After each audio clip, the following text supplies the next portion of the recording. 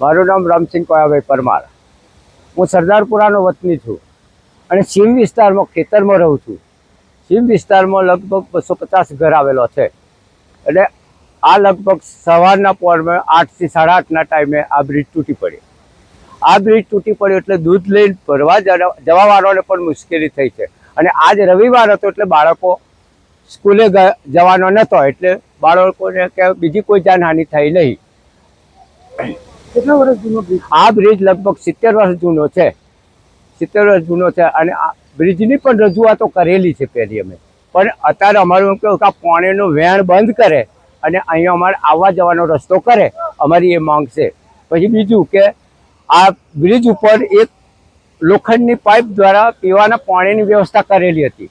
પીવાનું પાણી એ 250 ઘરોને જતું હતું, હવે એ અત્યારે ખોરવાઈ ગયું છે। એટલે અત્યારે આ પીવાના પાણીની માંડ તકલીફ ઊભી થઈ છે।